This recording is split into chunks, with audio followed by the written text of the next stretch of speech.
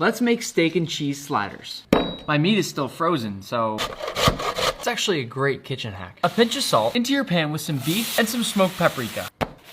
We'll open our rolls, then once it's cooked, we'll spread it on our rolls with lots and lots of cheese. Place on that lid, and then we pull it apart. This looks insane. That was yummy. Let's make mango habanero wings.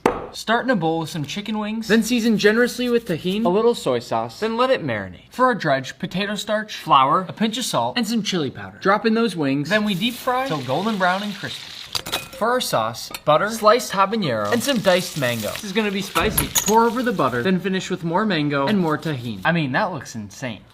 So spicy, but so good. I'm trying to get better with spice. The best roast potatoes you've ever had. Start with 2 pounds of Yukon Gold potatoes, then peel and cut into bite-sized chunks, then into some boiling water with some salt, baking soda, and your potatoes. Now once fork tender, add your potatoes to a bowl and pour over 2 tablespoons clarified butter and a 1/3 cup mayonnaise. Gently stir until a mashed potato-like paste begins to form. Then spread on a baking sheet, finish with Spanish rosemary salt. This is one of my favorite salts in the entire world. Then into the oven at 450 Fahrenheit for 15 to 20 minutes.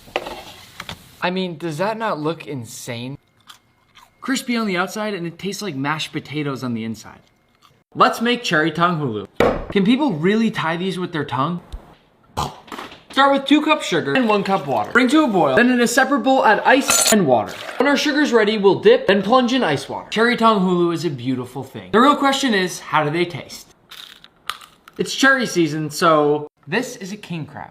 If you ever have a special occasion with lobster or crab, start with some high quality butter.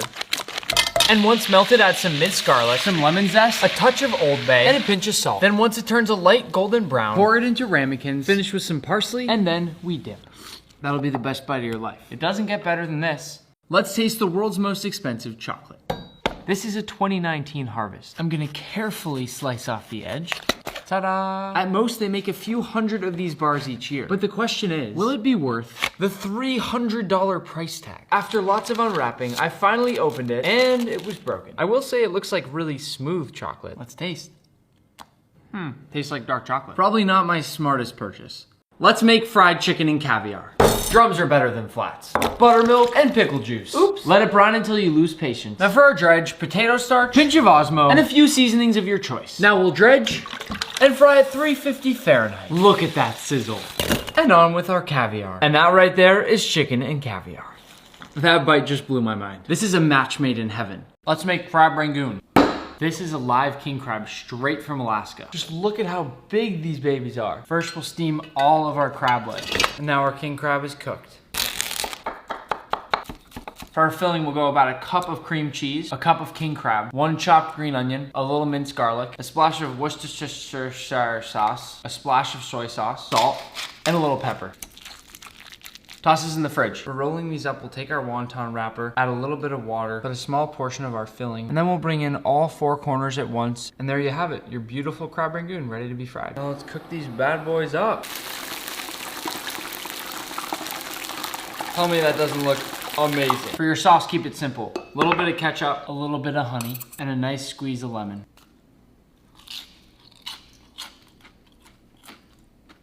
Yummy. Let's make Hasselback potatoes. Russet potatoes. Lay each potato on chopsticks. Slice to the chopsticks so it doesn't go all the way through. Try to get it nice and thin like this. Now in a bowl, combine a bit of vegetable oil, roasted garlic salt, a little paprika, onion powder, and pepper. Paint that over your potatoes. Get in every crack. 450 Fahrenheit for about 20 minutes. Melty cheese, a little butter, and back in the oven. Here are our Hasselback potatoes. Can it really get better than this? Sour cream, green onions, black flaky salt. Look at that cheese. Look at the inside. Whenever I'm sad, the first thing I think of is, let's make ramen lasagna. We'll add our ramen to a bowl, cover with water, and microwave till lightly tender. Then grease your ramekin, then add in your bottom layer, mozzarella, sauce, and our top layer. Now we bake till golden brown and crispy. Now we'll flip it, pull it on out, then top with extra sauce, a little more cheese, and we torch. Now that looks awesome. Oh my. That's crazy. This might be the invention of the year. Let's make cacio e pepe ramen. I love this seasoning. Salt your water, then add your ramen. Then into a pan with a hunk of butter and some fresh cracked pepper. Then in go our noodles, and we'll finish with lots of Parmesan cheese. That right there is peppery and cheesy ramen. I love making ramen more exciting. Let's make smoked horchata. Blindfold. Into a bowl, add a cup of rice, a half cup slivered almonds, and a cinnamon stick. Then cover with water and soak overnight. In the morning, the water will be murky and everything will be softer. Strain it, then add to your blender with 12 ounces evaporated milk and blend. Now toss down some cheesecloth, strain, back in the blender with a cup of sugar, half cup of milk, and a few cups of water. Now we smoke it. Look at all that smoke. That is way better than I could have ever possibly imagined. Let's make Pop Rock fried chicken. Drums are better than flats. Buttermilk and pickle juice. Oops. Let them marinate. Now for our dredge, potato starch, pinch of Osmo, and a few seasonings of your choice. Now we'll dredge and fry at 350 Fahrenheit. Listen to that crackle. It's Pop Rock time. Look at them jumping. This one's pretty crazy. What? I never thought I'd say this, but let's make uni fried rice. First we'll dive for our sea urchin and grab a few things from the organic garden. This is fresh sea urchin. You don't want to know what part of the sea urchin this is from. Into our wok with some oil, shallots and garlic, red chili, a little shrimp paste, 1 egg, white cabbage, now our sea urchin, now our rice, white pepper, pinch of Osmo, chicken powder, ketchup mayonnaise, which is sweet soy sauce. Then we stir it up. Now we'll plate it in our sea urchin. Simple garnish. Now we taste. Very delicious. I'm on the edge of wildness. Let's make chicken parm wings. We'll start by scoring around the top of our wheel. Then we wedge in our cracking knives until we crack off the lid. Look at all that cheese. Now we dig out a hole. Oops. Let these babies brown. For our dredge, potato starch, sriracha salt, smoked paprika, onion powder, and fresh cracked pepper. Now we'll dredge our wings. Then it's time to fry. You'd better be frying in potato starch. Sauce it up, add that cheese, then we melt. These wings must be served in a parm wheel. Let's make popcorn chicken.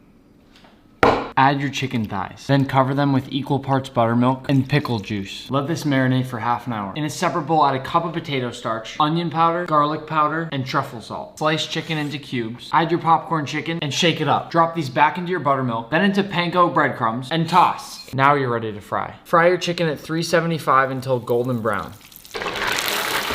This looks silly good. Add this to a tray, then a little more truffle salt. Dip it in barbecue and mayo, my favorite. That is ridiculously good. Let's make a cheese-stuffed Wagyu burger. Start with Japanese olive Wagyu, the most expensive beef in the world. Now we'll chop it up, then grind it up, then we'll shape it into a ball, make a nice hole, add some caramelized onions, and cheese. Then we'll cook our patties, then we'll flip it over. Look at that bubbly goodness. Now I'll slice my burger bun, place on that patty, a little lettuce, tomato, and special sauce. Slice it open. And there you have it, folks. This might just be the sexiest burger I have ever seen. Probably the tastiest burger I have ever made. Let's make sushi from a live eel. Full video will be on my YouTube. To start, we'll fillet our eels. I just don't want to show this part. Once we have a really nice eel fillet, we'll slice it in half, then place them into a vacuum sealed bag, which we'll sous vide. Whip up some unagi sauce, a little soy sauce, mirin, sugar, and sake. To your bag, add just a bit of sesame oil and a little unagi sauce. Now press down and seal. Add your eel to a sous vide bath. We'll cook for 10 minutes at 138 degrees Fahrenheit exactly. Add your unagi to a large bowl. Cover it with plastic wrap. Now smoke it with mesquite chips. Slice your unagi into nice portions that should look something like this. Shape your sushi rice, top it with a piece of unagi, and then a light coating of our unagi sauce. Finish with a piece of nori. And there you have it, unagi nigiri. Here we go. That is an indescribably good bite. Let's make homemade pizza bagels. In a large bowl, add 1.5 cups lukewarm water, 1 tablespoon of honey, and a tablespoon of active dry yeast. Whisk and let stand for 5 minutes. Now add 1.5 teaspoons salt, and while mixing, add 3.5 cups of bread flour. Flour your work surface, place down your dough, and knead for about 10 minutes until smooth and elastic. Place your dough in a greased bowl, then cover with a damp towel, and rest it in a warm place for an hour and a half. Isabel, get out of here, I'm filming.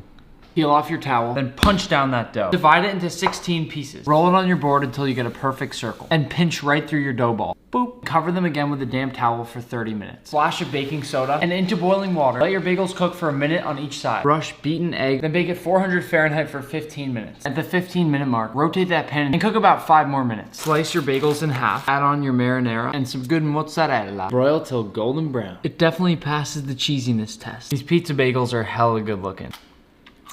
You guys, this is the one right here. Subscribe for more compilations and leave a like for the video.